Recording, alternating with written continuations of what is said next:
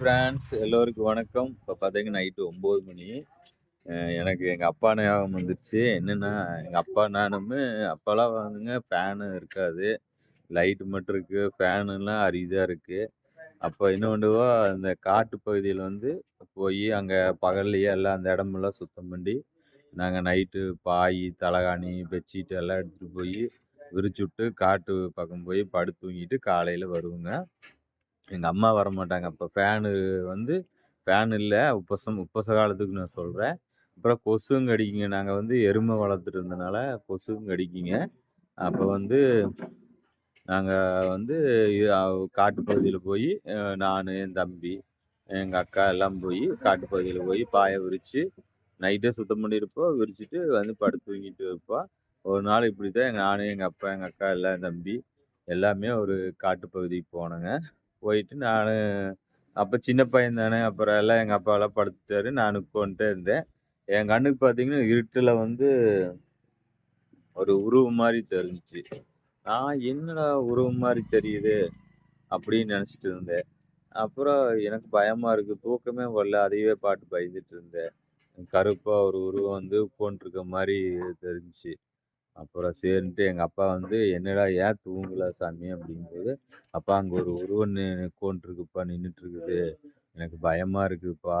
எனக்கு தூக்கமே வரல" அப்படின்னு. "சரி வா சாமி" அப்படின்ட்டு எங்க அப்பா என்னைய கை பிடிச்சு கூட்டிட்டு போய், கிட்ட போய் அந்த பனை ஓலைங்க, அது நிலத்து மட்டமா இருக்கிறதுனால, அந்த பனை வந்து பனை ஓலை வந்து நிலத்தோட இருக்குதுங்க. சின்னதா முளைச்சிருக்குது.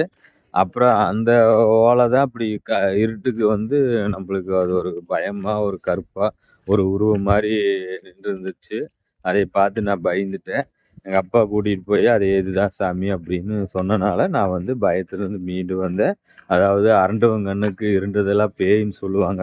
அந்த மாரியான இருட்டுல இருக்கறனால எனக்கு பயமா இருந்துச்சு. இப்ப ஏன் இந்த விஷயத்த சொல்ல வரேன்னா, நெறைய பேர் சொல்றாங்க, "அங்க போகாத, நைட் நேரத்துல அங்க போகாத. அங்க வந்து பேய் இருக்குது, குட்டிச்சாத்தான் இருக்குது" அப்படின்னு நெறைய பேர் என்கிட்ட சொல்லியிருக்காங்க. நான் தணிக்கைன்னு போட போவேன். "அந்த இடம் போனீங்கன்னா பார்த்துப்போ.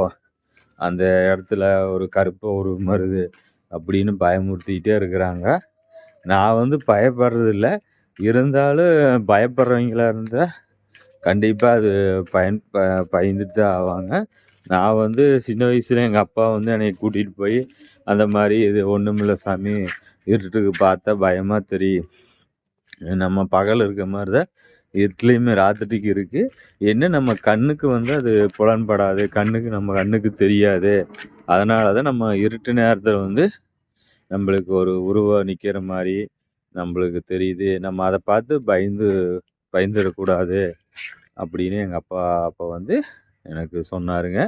எனக்கு எங்க அப்பா ஞாபகம் வந்துருச்சு. எங்க அப்பாவ ரொம்ப மிஸ் பண்றேங்க.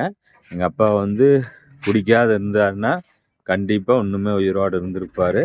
எங்க அப்பா குடிச்சனால தான் எங்க அப்பா எங்கள விட்டு பிரிஞ்சு இருந்தாரு. எங்க அப்பாவுக்கு ஆழ்ந்த இரங்கல் தெரிவிக்கிறேங்க. எல்லாத்துக்கும் பாய்.